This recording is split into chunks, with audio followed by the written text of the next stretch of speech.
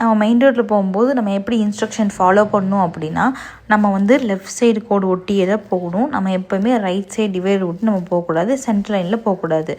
ஏன் அப்படின்னா, right side divider ஒட்டியும் அந்த சென்டருக்கு அந்த பக்கம் சைடு எந்த வெஹிக்கிள் போகும்னா காரு, அந்த ஹெவி வெஹிக்கிள்ஸ் வந்து போகும். நம்ம எப்போயுமே அந்த சைடு போகக்கூடாது, நம்ம லெஃப்ட் சைடில் தான் போகணும்.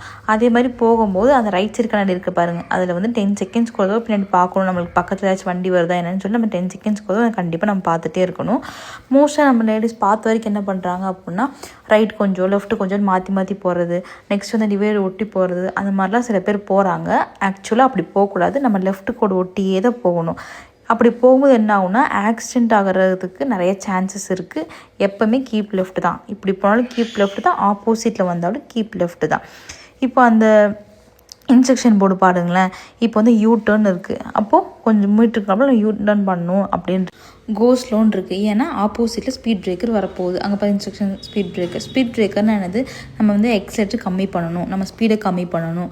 அங்கே பாருங்கள் 40 கிலோமீட்டர் ஸ்பீடு, அப்போது வேகமாக வரவங்க 40 கிலோமீட்டர் ஸ்பீடு கம்மி பண்ணிக்கணும்.